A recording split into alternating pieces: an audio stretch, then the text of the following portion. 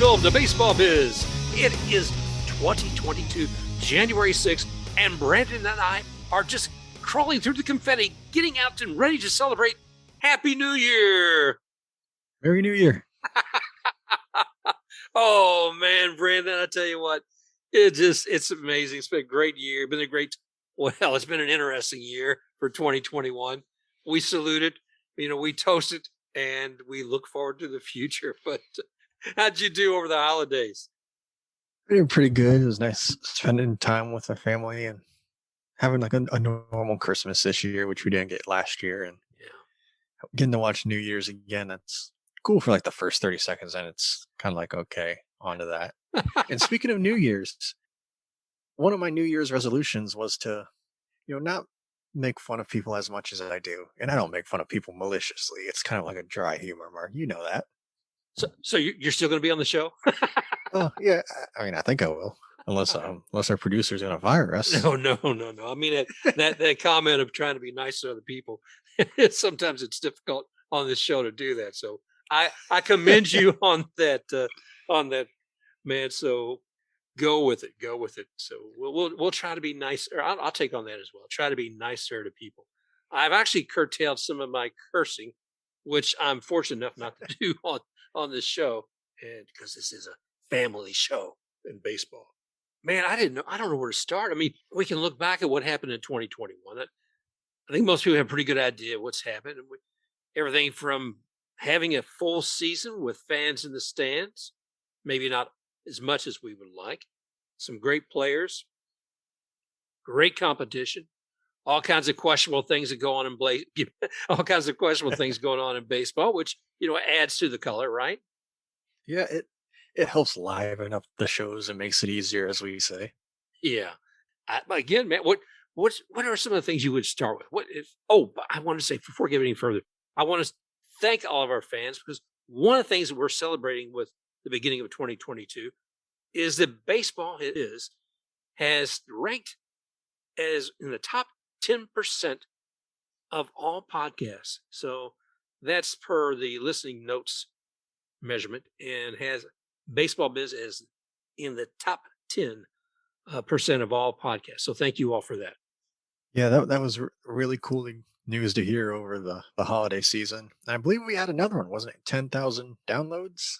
Yeah, we had entire catalog. That's right, 10,000 downloads over the entire catalog, and that was a great achievement to have as well. So we'll hold both those banners up, and that was only achievable by the help of all of you out there.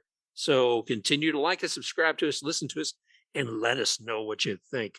So that's the only way we're going to continue to get better. And 2021 was great, and 2022 is going to get better. Okay, enough of that. Now, in looking back at 2021, Brandon, who were the people who really caught our attention the most? I don't know about you, but Shohei Ohtani seemed like the man for me. Yeah, I agree wholeheartedly. I mean, just look at what he was able to do. He was doing stuff that we hadn't seen since Babe Ruth, and that was a really long time ago. The impact he made in this game is, part of it, you're referring to Babe Ruth, and that's because what Babe was actually able to do on the field, pitching, as well as at bat. And Shohei Ohtani has definitely done that. I mean, not only has he been a pitcher, he's been a designated hitter this year, too. He has excelled beyond belief. And you look at what his contract that he signed, a little while back ago, was it $8.5 million for a 2-year contract? And see, so he's 5.5. Wait. Oh, no, you're right. My bad. It was 8.5. But I think that was for the entire 2 years. What's going to happen with that is he's actually going to be eligible for salary arbitration at the end of the 2022 season, and then be in free agency by 2023, unless things change with the CBA. If our producer doesn't fire me, that'd be a fun free agency to cover. Because, I mean, how do you pay him? Do you pay him for a hitter? Do you pay him for a pitcher? How do you balance that out? I can't even begin to guess. I mean, let's see. In 2021, how many total games did that man play? I think he was in 155. And of those, 126 were as a designated hitter. 23 were as a pitcher, And oh, by the way, he does some utility plays in outfield, right field, and left field a few games as well. So that's just mind numbing to me to see somebody with that much talent. And what do we do? What do you have as far as other stats, Brandon? Can you tell me average and on bat percentage, all that? Yeah, looking at his batting average, I'm going to zoom in here. His batting average, that looks like it was a 257 for the year.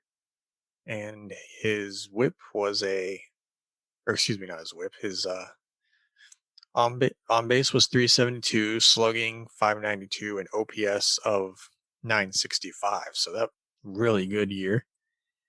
And he had 100 RBIs too, with 46 homers. So he had more homers this year than he did in his career before this. So that says something. Yeah, pardon me. Yeah, that's outstanding. I mean, Shohei is he is it.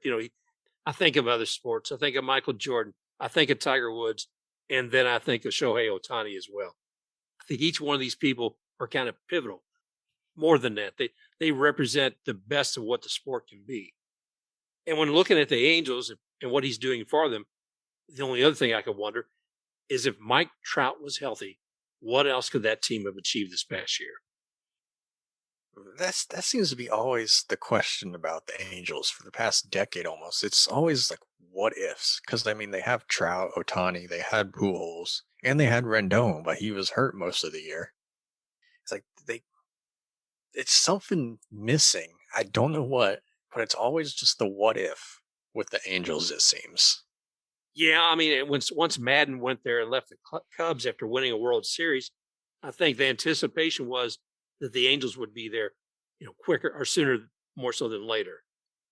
And that hadn't happened yet, but we'll see. Anytime you get a chance to watch him, though, it is magic watching Ohtani on the mound and at bat.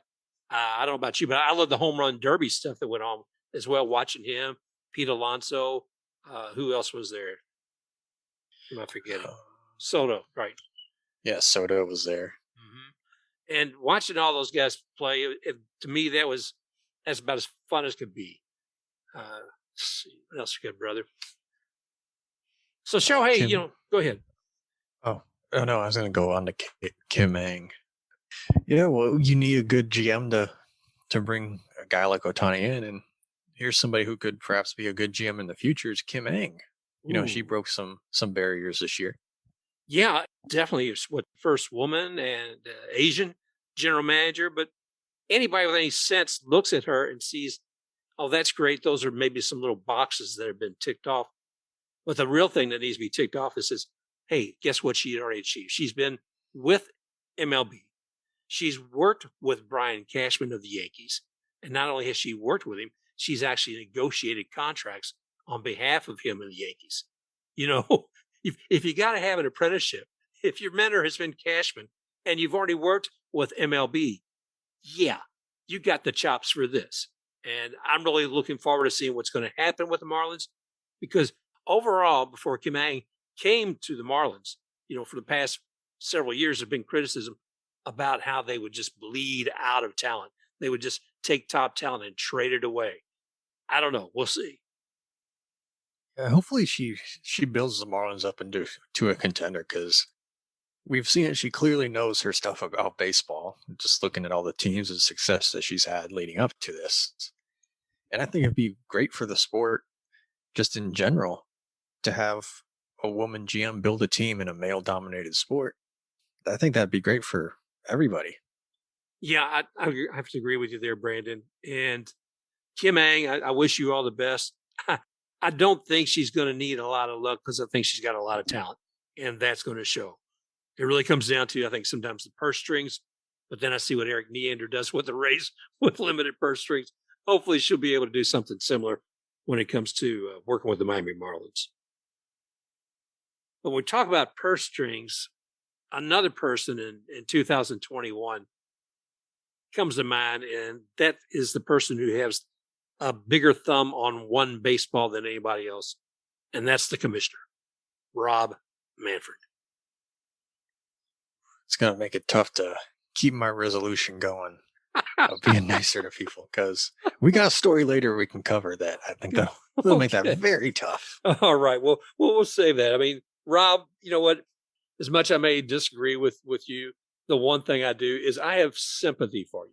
I cannot begin to imagine the challenges of that row. You know, you've got 30 owners that you have to respond to, and you've got to find some kind of validation for things, for actions that you take. And we'll get into some of that, like you said, later on. So Rob Manfred, I think, was definitely a big part of 2021. You know, a guy who comes to mind too for this past year was somebody who retired.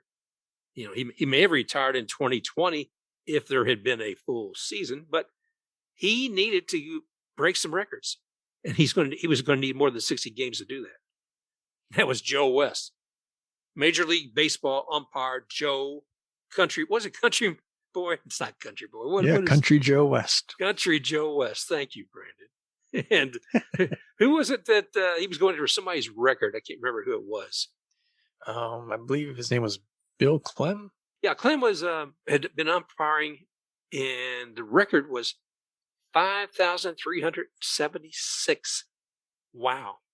I mean, well, that was the game that broke Clem's record, that Joe West achieved that this year and retired, as far as I know, for 2022. So we will see.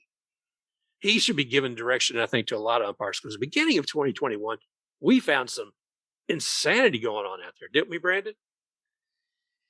Yeah, it was putting it nicely, it was a rough start to the season for MLB umpires, and two of them really stood out to me. And I remember we talked about earlier this year. The first one, I believe it was opening day or the Mets home opener, when they were playing the Marlins, where Michael Conforto, with the bases loaded, he turned into a pitch and it hit him. But the only problem was that pitch was a strike. And there was a whole bunch of controversy about that. And even the Mets broadcasters kind of had a problem with that as well. Yeah. I mean, let's talk about it, because one is a hit by pitch, or rather that's how it was called. And it seemed like there was some confusion about what the umpire was going to call. It didn't seem like it was immediate. The other part of this was, that wasn't just him taking first base. That was walking somebody in to home plate with that, because the bases were loaded. And that finalized the win for the game. And the Mets won against the Marlins with that. And man, Don Mattingly was not happy. As a manager of the Marlins, he went out there and had a word or two to say, as well he should have. And as you said, the announcers were befuddled as well. They saw that and they said, well, you know, I guess they're not going to walk him. They're not going. That wasn't a hit by pitch. That was a strike. Yeah, and the pitch was a really good pitch. You could tell it was going to be a strike. And at first, I didn't even think that it hit him. And then, when I remember, I think even the umpire started to raise his hand to call him out, and then he pointed to first base. Yeah, what was that? I mean, in Conforto, it was obvious that he had leaned into it. It wasn't just that he got hit by a pitch, quote unquote. It was a matter that he tried to make it appear that way. Whether that actually happened or not, it was something that he brought upon himself, if you will. So, Brandon, I know that's what we had as far as looking at the Mets opener. But early in the year, too, there were some questions going on when the Braves and Phillies had a game, too. What happened there? Yeah, it was the typical sack fly situation. You know, the runner tags and he's running home. And then when he got home, he slid in and Darnell put the tag on him. And then his foot landed before home plate, skipped over, and landed behind it. And the umpire called him safe originally, which, you know, I mean, everybody makes mistakes, but that's a call you got to make. And it's like, oh, they're going to go to replay and then they're going to overturn it. And you're watching the replays, and everybody, it was an ESPN game, and even the broadcasters are like, this run's not going to stand. It's going to be a tie game still. So, and he's going to be out. Then the umpires put the headsets down, and they still say he was safe. And you could look at the replays and clearly see that his foot missed home plate. It bounced right over it, but they still called him safe. The thing about that, Brandon, is when I'm looking at it, I say, well, what's happening here? Okay.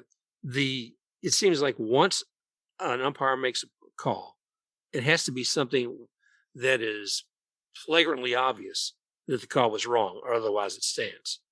And I think in this case, it certainly met the criteria of being flagrantly obvious that it was wrong.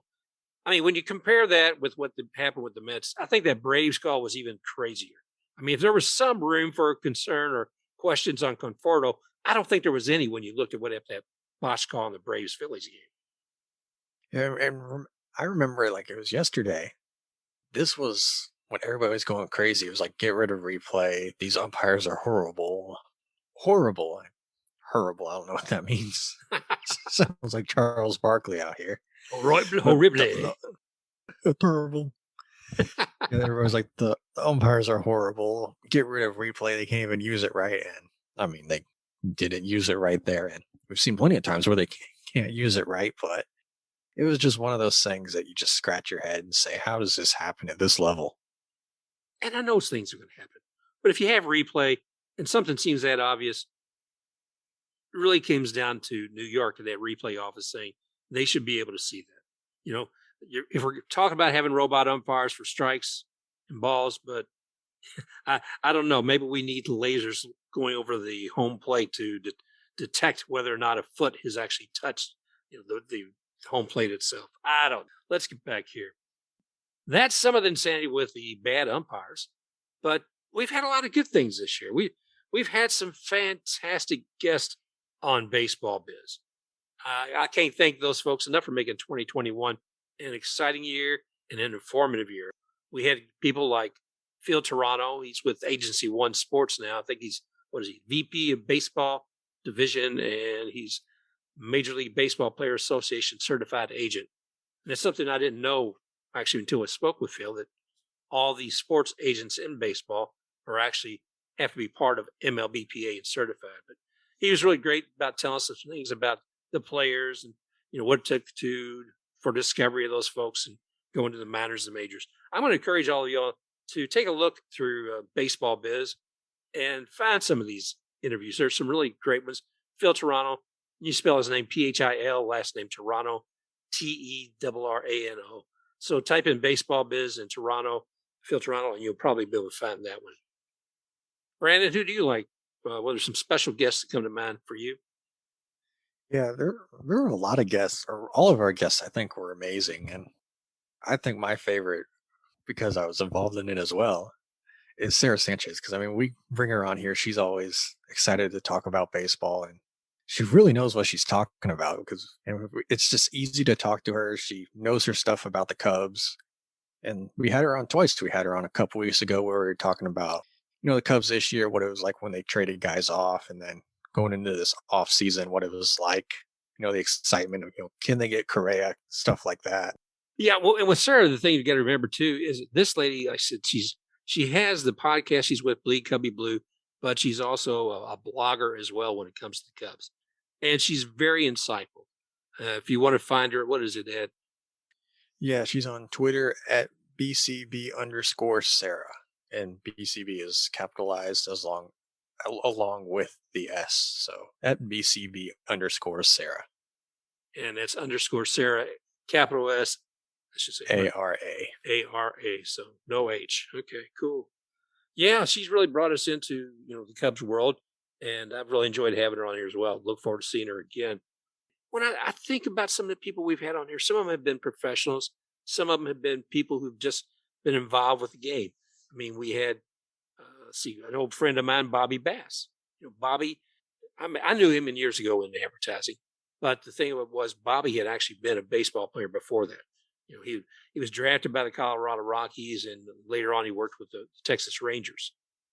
And Bobby, I love this man, because I've heard this story, not just from him, but from others as well.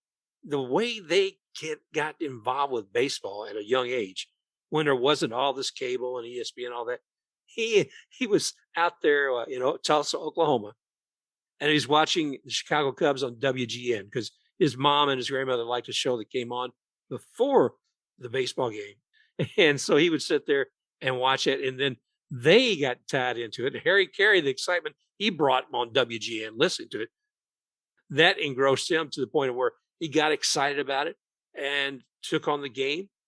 Man, he was 15 years old, Brandon, and he was throwing 87-mile-per-hour balls. Not surprisingly, you're seeing scouts coming out and taking notice of what he was. So he moved on. He was, like I said, drafted by the Rockies, and also did some work with the Rangers, some other things in his life. And their whole story you can hear on a earlier episode of Baseball Biz. But, he's a man of faith and family. Looking at people of family and who have something to do with baseball, it's another old friend, Jeff Brown, who we had on here before. Jeff, not surprisingly, kind of grew up with the Cubs because of his grandfather, Phil Cavarretta. He kind of shared the love of baseball with him. Phil was such a big deal with the Cubs, and I think he even came back and coached with them for a while. Jeff Brown tells a great story about that. And what I like about Jeff, too, because we live here in Tampa, we were talking about, how Jeff got involved at the collegiate level. And he started down here at Hillsborough Community College. And here's what he had to say about taking on the role as pitcher. Now, when you came on at Hillsborough Community College, even with all the good reviews, were you already established as a left-handed pitcher, or were you playing another role on the field as well? No, in fact, I was probably one of three guys trying out for first base. I was also put out in right field because I had a really good, strong arm. I think from my memory, Jorge Gonzalez or the kid from Jefferson beat me out at first base. George was fabulous. And I was asked, hey, have you ever pitched? We'd like to turn you into a pitcher. And so I think I was initiated with a winter ball game schedule at first, just to have a little humble pie. They put me on the mound against University of Tampa. And here comes a lefty on lefty situation that definitely was probably what got Tino Martinez drafted. I should be getting a draw from him, but he hit 2 home runs off me in that game. And one was a curveball and one was a flat one that just kind of hung up, and then a fastball. He could mash. Well, if somebody's got to hit one off of you, Tito is one to certainly say, well, yeah. Wow. So that's the sort of thing gets me excited to hear their personal stories, to hear an event, something that changed for them. Maybe he wasn't sure what was going to happen coming up to the mound as a pitcher, and then winding up having to face somebody who would be a legend later. So I was really impressed by what Jeff did there. And it was even cooler that he went to HCC, which is the same school where Baseball Biz, or this iteration of it, started. That's right. So thank you, Jeff. Some of the other guests we've had this year with author of Baseball and the Law, Judge Lou Schiff, who's also a big Marlins fan. Lou Schiff is a guy. I hope you can bring him back on again, because he was a very entertaining interview. And he was like Sara Sanchez, where you could just put a question out there and you guys could talk about it forever. It seemed like he was genuinely excited about it as well. Yeah, it's not just the law. He's a fan, and he shares the experience. You feel like you're journeying with him, whether it's just going into the park or talking about the history of how he got intrigued into baseball. So yeah, Lou is great. And I do hope we have him back soon, and I'd like to maybe get him to tell us a few words what he thinks about what the Marlins are going to look like in 2022. I always love to ask those questions early on, but we know that it all changes. We'll see. Another exciting person that we have is Bruce Voge. My gosh, we just actually ran his interview again earlier this week because I'm excited about it. This guy has an energy and an insight on the minor leagues where, we did that when I think just before the contraction of the minor leagues from 160 to 140 teams. And he was really good, very knowledgeable, and very dynamic personality. So maybe we'll get Bruce back as well. And if we're talking about minor leagues, Matt Germain has been a great guest on here as well. He's talked a lot with us about the Rays and looking at who's up and coming. If you're looking for like prospects of the year, Matt is a great place to start. He has more information on these teams. I wonder if he's cloned himself and he's sitting in 20 different ballparks in minor leagues coming up with his data. He's amazing. It's pretty high praise. If he's in 20 other different ballparks, that must be some pretty good work he does. Yeah, he's very insightful. Check him out on Twitter as well. Coach Cobb. Oh, wow. There's a spectacular guy. We talked about the Kentucky Bourbon softball team earlier this year. Quite the history of an early starting team that was the first professional televised sport on ESPN. ESPN didn't have contracts with NFL, MLB, anything like that, but they were able to get their first broadcasted live game with the Kentucky Bourbons. And Coach Cobb talks about those days as well. Other folks we've had on here, John Vampatella, loved him. We talked about The Forgotten Game on that. If you haven't read that book, give it a peek. Nat Gordon with Boston Sports Talk. I love this guy. He's very insightful, and he's able to distill his comments into a sharp TikTok as well as what he does on Twitter. Another guy who I really like was Nick Murawski, Brandon. He's that White Sox podcaster. What's the name of that show? White Sox Talk Back. Good Guys Talk Back. Good Guys Talk Back. Nick Murawski. He's fantastic. And he's got some other guys working with him as well. But if y'all are interested with that, check out the podcast, Good Guys Talk Back. Hey, is this full of commercials on this thing? I'm telling you what, I'm promoting everybody. It's just advertising for ourselves. I'm telling you, well, they're good people. And I think one of the good people early on we met was Brent Cardy. Yeah, Cardy, I thought he was a really, really good insight, especially what it was like when the Blue Jays were coming back up to Toronto because, they were down here for so long. They were up in Buffalo for so long. And at one point, we've had the running joke where they're the best team in New York. So there was that. And he even had the quote of, "We have something special coming together, and the Jays have future stars and current stars. If they add one more rotation piece, and if they get Jose Ramirez, then look out." Yeah. Yeah. How's that looking so far? Oh, my gosh. But, yeah, he did really well with that. And the return home from the Blue Jays, that is something when you think about it. I mean, here they were when the first full year of COVID in 2020 with 60 games played. They played completely. Was it completely in Dunedin or completely in Salem Field? In 2020? Yeah. Yeah, 2020 was just up in Buffalo. And then they started last year down in Dunedin. Right. Or for us, up in Dunedin. Yeah, down in Dunedin, Florida, or up in Dunedin, Florida. June 1st, they moved out of Dunedin and moved back up to Buffalo in 2021. And then July 30th, they finally made it back to Toronto. Home, sweet home. But that was an exciting time for them. I mean, you figure they had some players on the Blue Jays team who had never played in Toronto at all. So it was a good welcome for some of them. Yeah, that might be my second favorite show of the year. Because, I mean, it was very upbeat, Canada's getting their team back. The fans were excited for it because I believe we said it was close to 700 days since they last played a game there. Yeah. And we have a whole bunch of cool facts about that and, sort of the process around it and the fans' perspective back with when Cardy was on and as well as when we talked about the Blue Jays going back to Toronto, that special episode as well. That was definitely, I'm so happy for them. If we look at topics that we covered, I think early on you said about this particular topic, we're going to probably be talking about this too daggone much. Oh, yeah. I remember that we actually had to stop ourselves at one point from finding stories about it. Yeah, we're talking about the sticky stuff, folks. We're talking about the foreign substance that players may or may not have been putting on the balls that they were pitching. And to kind of give you an idea of what this rule was all about, there was some concern that it gave pitchers an unfair advantage and more control of the ball to where they could have a better spin rate, make the ball more elusive for the batter. But the rule, I'll kind of give you an idea. Here it is from MLB. The ball shall be a sphere formed by yarn wound around a small core of cork. Anyway, well, never mind. When it comes down to it, it tells you what the ball is. Then it tells you about what the size of it is. But what it goes in beyond that, it comes down to the foreign substances.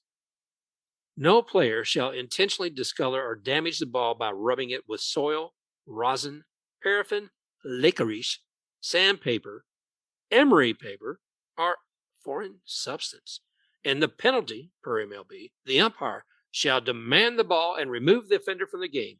In addition, the offender shall be suspended automatically for 10 games. And for rules in regard to a pitcher defacing the ball, see Rules 6.02. C2 through 6. We're not going to do that anyway. Comment. Should a ball come partially apart in a game, it is in play until the play is completed. Oh, gosh. Okay, sticky stuff, folks. So you get an idea what's happening out there, what the pitchers may or may not have been doing. And for the longest time, balls were prepared before the game. You had an equipment manager for each dugout, basically. And they would go ahead and prep the balls. There was actually a mud that had been sanctioned to use on the balls to make them easier to grip. Then Bubba Harkins of the Oakland A's, evidently he was using a little bit more of a foreign substance than what was normally approved. And the Oakland A's put out a message saying, guess what? Anybody who's doing this, we're going to get fired. Bubba says, I didn't get the memo. They fired him. But he also is coming back saying this was a common practice with sticky stuff. You know, he went so far as when he take them to court back in March of 2020. And I know at one point he had a text he alleged from Garrett Coe said, quote, "Hey, Bubba, it's Garrett Coe. I was wondering if you could help me out with a sticky situation." You know, the pitcher wrote, adding a wink emoji. "We don't see you until May, but we have some road games in April that are in cold places. The stuff I had last year seizes up when it gets cold." So see, Bubba was actually helping out the visiting team when they came to the A's, but he got canned for it. You know, I think Tommy and Jimmy they were kind of surprised about it too. Here, let's see what Tommy and Jimmy had to say. What happened in their life. It's 11 a.m. in a garage somewhere in Los Angeles, where Jimmy is waxing poetic while mudding his balls for his son's Little League team. "I think that I shall never see a baseball as beautiful as thee. With cowhide wrapping and thin red threads, I'll try not to throw you at someone's head. And so I adorn thee with a layer of mud, and on top of that some turpentine crud. I bestow upon thee substances, both foreign and domestic, to make your flight much less hectic.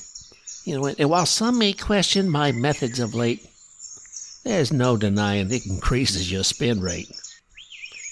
And so I leave you with this thought. How many strikes have you bought? Uh-oh. And I hope I then never get caught." All right. Put the mud down slowly and come out of the garage. "Alas, poor Jimmy, I knew thee well. But now you're in baseball jail." Wow. Yeah, baseball jail. Okay. Luckily, there is no baseball jail, and I think that they've been released. But look, how did this actually happen? I mean, as far as like once it became apparent that this is being used during the 2020 season, what did you see? How did that whole process unveil itself? What was the timeline on it? You know, Rob Manfred and the rest of them said, "Okay, we realize that this rule is in place, and that yes, there's not really been attention to it or enforcement, but we're going to enforce it. So get ready. So next season we'll do that." Then there's a hue and cry from here and there, and Trevor Bauer probably and some other ones. But then lo and behold,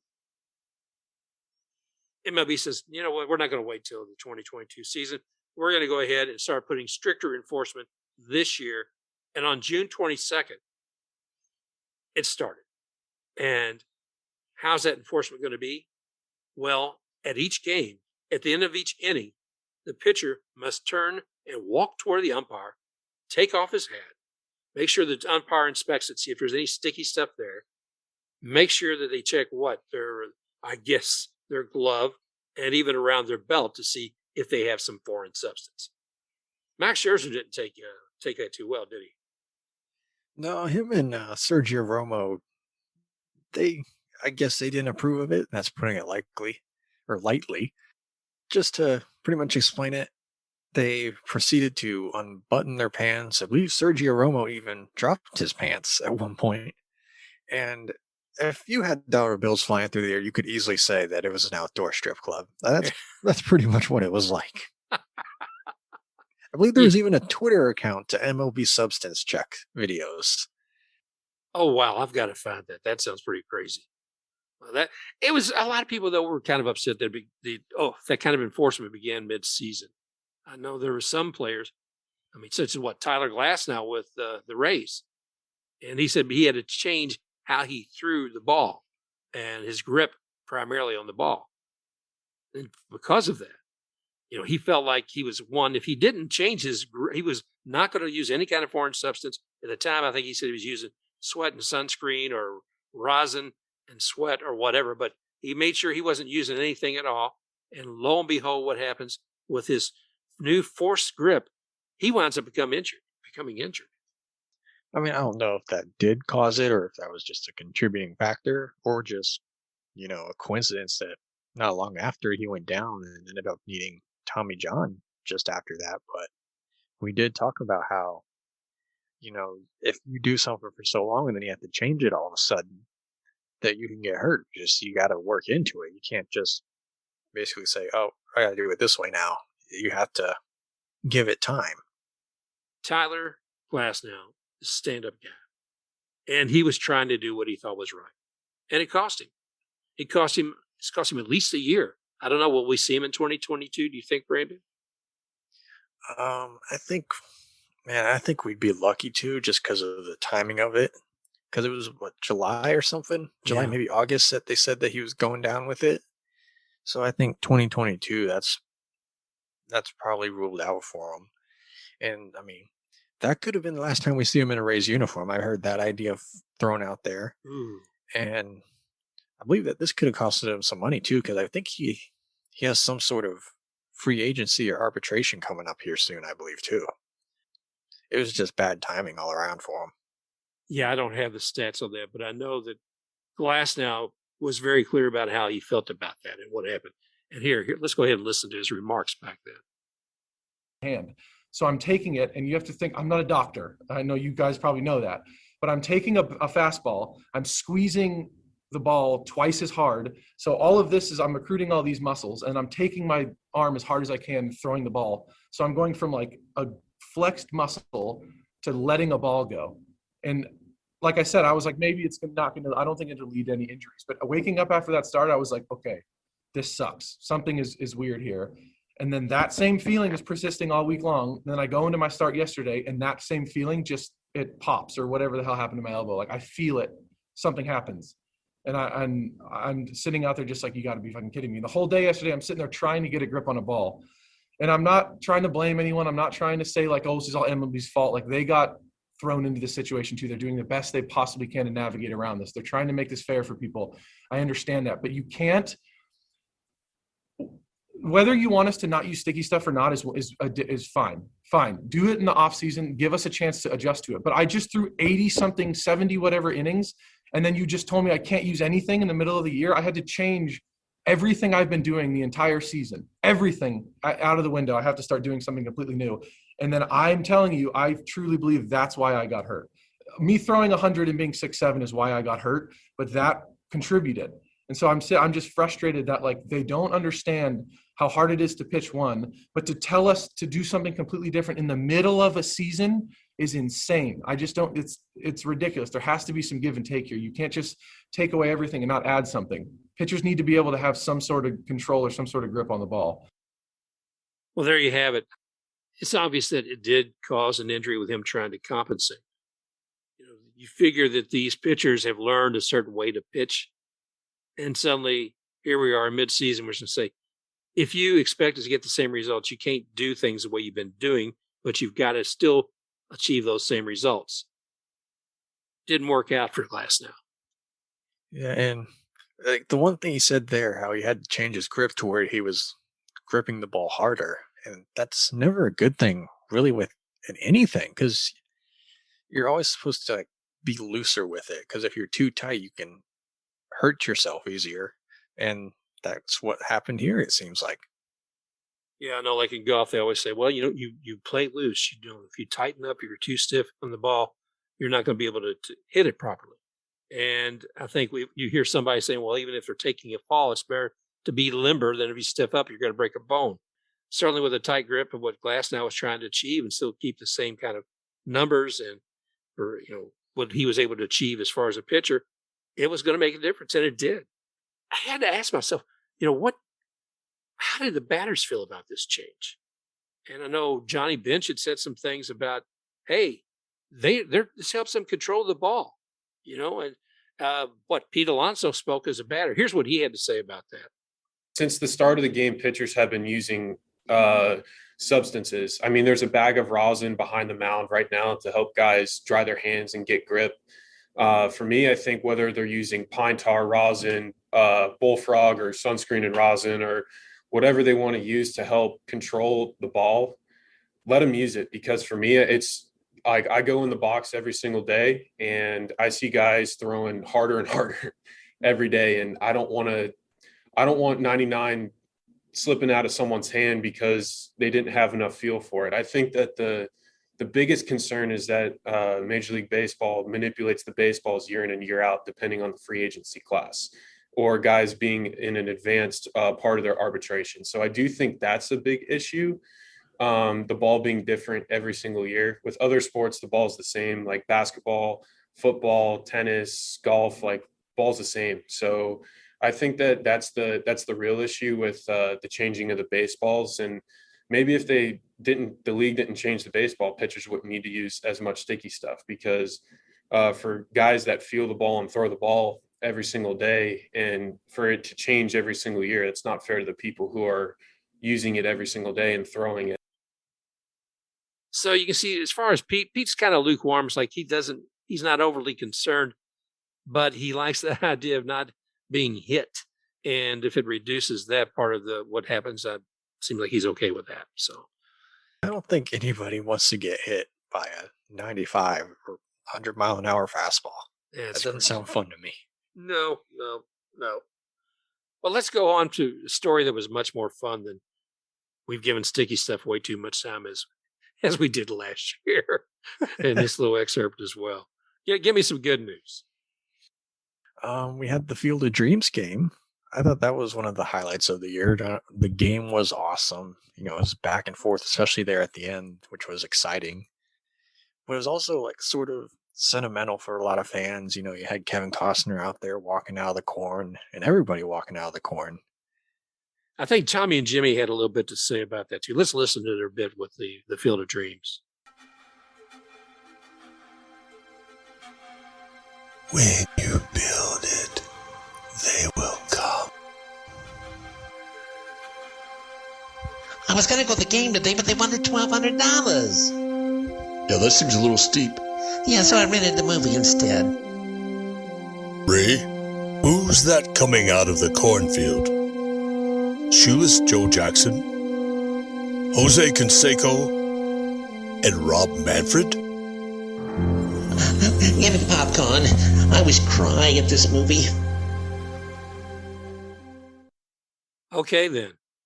Well, I have to agree with you, Brandon, about the Field of Dreams and being exciting, and seeing Costner and the rest of the folks coming out of the fields, seeing Aaron Judge, every one of them basically, kind of reenacting parts of what that movie was like. But that particular event, that Field of Dreams game, I think it was one of the best things MLB could have done last year to try to enliven the season.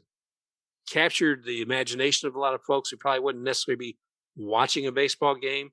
You tie in a piece of Hollywood with the game, and you're going to definitely increase your visibility.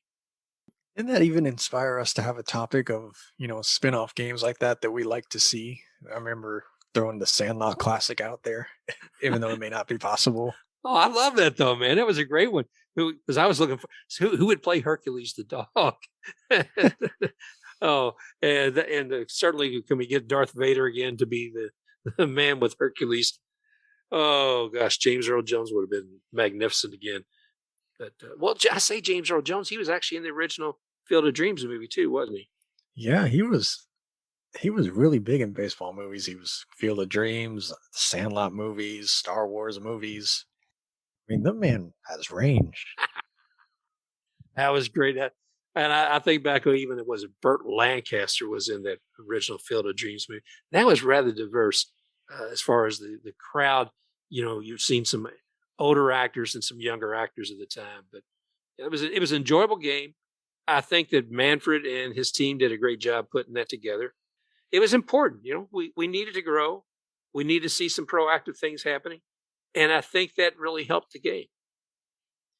And speaking of guys who are in other baseball movies, I don't remember his name, but I believe it was the wife's brother, the real estate agent guy who was trying to get Ray to sell the farm because of no money. Tim Busfield. Yeah, he was in I believe it was Little Big League, where the kid owned the Twins because his grandpa died, and then he ended up becoming their manager, and they made a run at the end. He was in that movie as well. Was he a villain or was he a hero or was he somebody? No, he was a good guy in it. He was the catcher for the Twins. Actually, I believe the villain was Randy Johnson and Ken Griffey Jr. Oh my gosh.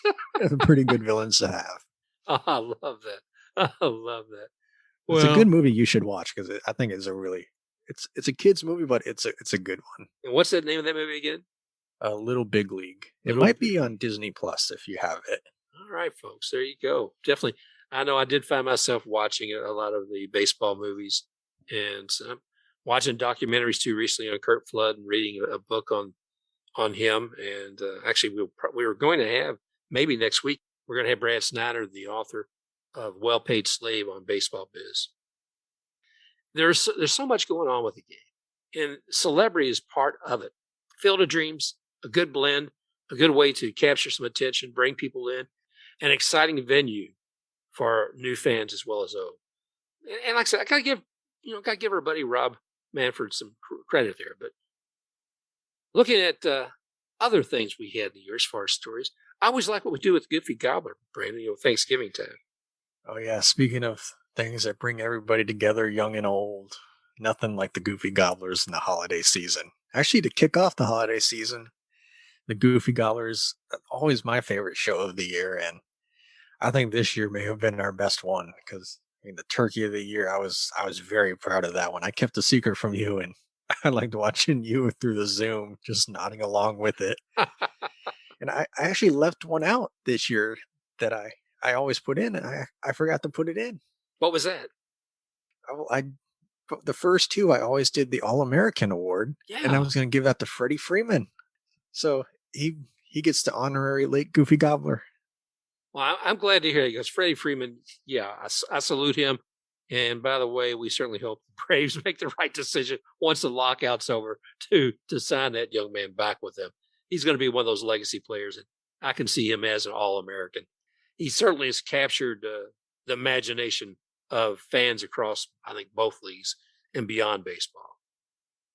And I think the cool thing we did this year is we opened up the Turkey of the Year to some of our guests that we had this year, because I believe Sara Sanchez, hers was Rob Manfred as well, just with everything that happened. I don't remember everybody else's, but we got some really great feedback, and I thought that was a really nice twist that we put in there, because everybody has their own turkey.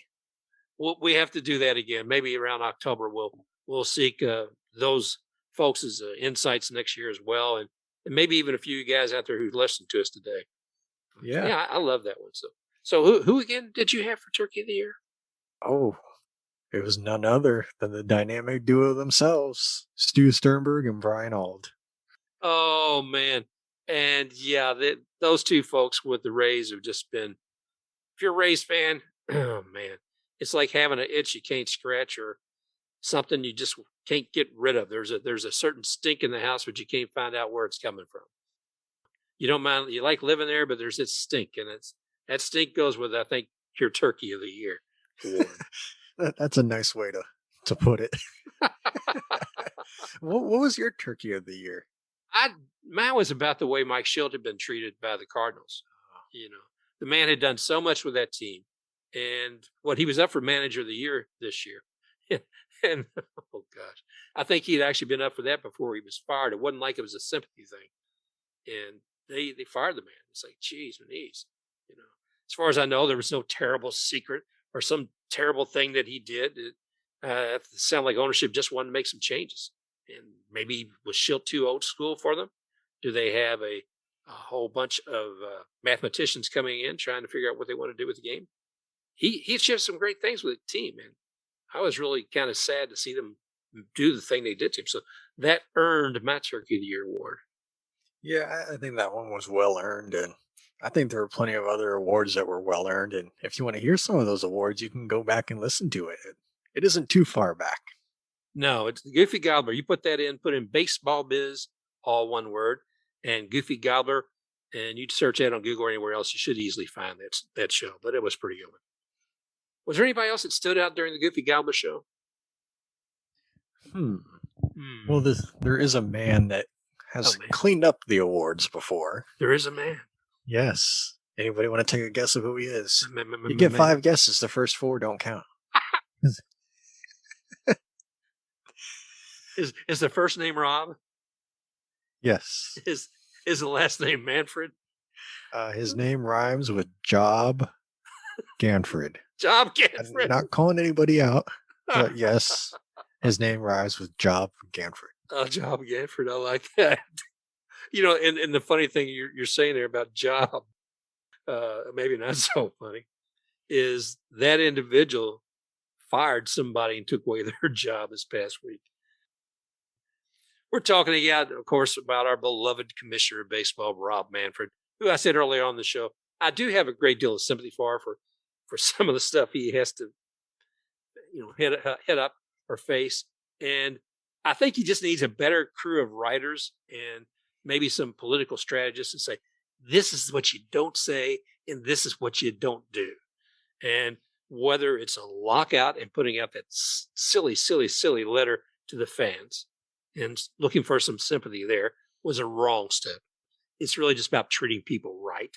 And then you look at what this past week, MLB Network, which is a network governed by the Major League Baseball, went ahead and fired Ken Rosenthal. Story goes, Brandon, I know you saw this. You saw it first, on the New York Post? Yeah, I saw it on New York Post and Barstool. They were posting a lot about it, where basically, I believe it was around the time they were negotiating the COVID season, and Rosenthal, I was never able to find exactly what he said, but he said something that was considered negative against Manfred, and that was, from reports, probably the biggest reason why they didn't want to bring him back to MLB Network. Yeah, there's a couple of things you got to remember about this. From what they reported, I think he said this like months ago. And I noticed this too. I suddenly was like, where's Ken Rosenthal? On the MLB Network. He suddenly wasn't getting as much airtime. I started seeing more of Tim Kirkjian coming out there and talking more and less of Rosenthal. And I don't know. Did they seem like they were going to weigh him late, and maybe while there wasn't anything going on, they'd get rid of him and that'd be it? But the thing of it is, if you work for the MLB Network, you are an employee of MLB. You are basically in an organization, from my perspective, is that you're there to promote with propaganda and sell the best, wonderful, most fantastic image that you can of Major League Baseball. And if you defy that, if you go outside those parameters, well, basically, you've broken your job description. Yeah, I look at it as like, how people work for the team where you could be a Bucks beat writer or something like that, where you work for, say, Buccaneers.com and you're a writer for that. You're kind of handcuffed with what you can say because you can't be too negative, and people kind of look at you as, like pie in the sky, everything is awesome, something like that. And, that's the way I kind of look at MLB Network, because nobody's really calling for anybody's head or saying anything, controversial about somebody. Right. And I mean, I don't blame them because, everybody needs a job, a paycheck, and they can't really do anything. So they're kind of handcuffed. And it's really not a good look when one of the biggest reporting names in all of baseball and all of sports, really, you let go because he says something negative about you, when nobody on MLB Network really says anything negative anyways. Yeah, I mean, if you're looking for news on MLB Network, you're on the wrong channel. All right, let's go back and look at what Mr. Costas in football. All that came out about concussions, and he had some questions about it. And suddenly he's no longer going to be out there during the Super Bowl. This was a couple of years ago. No big surprise. I mean, it shouldn't have been that way. But, you criticize the cathedral of your sport, and guess what? they're going to go ahead and ostracize you as a heretic and kick you out the front door. And they kind of did that with Costas, and they did it with Rosenthal. But the other thing about Rosenthal is Ken doesn't just work for MLB Network. He's working with ESPN. He's working with The Athletic. And I think that what he's being criticized for was something he had actually written in The Athletic. So it wasn't like he basically said something nasty on MLB Network about MLB. It was outside of that. So, yeah, I get it. I don't like it. But I think it illustrates what we all know. Basically, MLB Network is a shill for MLB. And if you're looking for any kind of investigative work or very critical assessment, you're probably not going to find much of it there. Yeah, I mean, it sucks because, he's doing his job. He kept his journalistic integrity, that kind of stuff. And, he's doing his job. I don't think The Athletic and ESPN, people are paying him for him to, carry MLB's water. They want his opinion and his reports on stuff. And, yep. When you go away from MLB Network, you can do that because you don't really have the pressure from the league as much as you do there. Well, I wish him well, but I just have to remind myself that anytime I'm watching MLB Network, that's exactly what it is. It's a promotional propaganda thing for MLB. Of course, right now with the lockout, Mr. Manfred, I really hope you unlock that MLB Network, there's not a lot of dialogue going on. You're not going to see images of players that are currently, part of the MLBPA Players Association. So they're running all these old games and these old documentaries, which I'm loving it, but you're not going to see anything about what's going on now. Even though they're locked out, I hear there's some, not substantive conversations, but some conversations going on about some of the smaller things in the CBA. So maybe the strategy is, while we have this lockout, yeah, we'll talk, but we're just going to talk about all these little nickel and dime things, little snickly things we need to work out. So they get those done. And by the time you end the lockout, we can sit down and talk about the meat and potatoes. We're done with the appetizers. We're going to go ahead. These things we just waiting. Like we said before, it's all about compromise. And both of those parties are going to probably have to give up something that they'd really like to achieve with this CBA. But the one thing they really have to remember is the fans. If they don't remember us, it'll be 1994-95 all over again. Yeah, and I've said it before, baseball really can't afford to give the double bird to the fans in moments like this. Because, the world we're in right now, do you think people really care about millionaires and billionaires arguing over money? Yeah. I don't think that really flies, especially just looking at what's going on in the world. You don't need any explanation else on that. But, if the COVID season negotiations, if that's a preview of what's going to happen now, which I think it is, it could get ugly. That's good for storylines on the show, but not good if you're just a baseball fan wanting to watch games. True. Well, I guess we have to go back to Field of Dreams. That's what we have to do. We have to look forward to the future. And looking to the future, what's BaseballBiz 2022 going to look like? Expectations of ourselves and of the game. We want to see a new CBA. We want to see the Players Association, MLB come together and have something. What are some of the ideas running through your head with 2022? Well, it'd be nice to see, if not a full, a 3/4 or more season. Because I don't think anybody really wants to see a half season or a 60-game season again. No. I think people just really want baseball, and hopefully we can get that. I don't know if we will. We still got a month or so to go before we can really start getting worried. But that's something worth watching, and who knows? Who knows, indeed. So, what was the thing you said? New year, new me. Oh yeah, new year, new me. But the same old baseball. We'll see what happens. We got great expectations. We're gonna looking forward to have some fantastic guests. Some of the folks we had before, we talked about, having people like Brad Snyder from Well Paid Slave, talking the Kurt Flood story and how that all processed. Have him here soon, and quite a few others. Want to thank you guys for joining us here today. Any final words, Brandon? Thanks for a good 2021 and hopefully a better 2022. You hear me? Amen. Amen. Yes, thank you everybody for listening to us this week. Ramble on about our 2021 and a little bit about 2022. And you can follow Mark at the BaseballBiz and me at Sports Splits Pod. And we'll hopefully see you again next week. Special thanks to X-Take RUX for the music rocking forward. For it to change every single year, it's not fair to the people who are using it every single day and throwing it.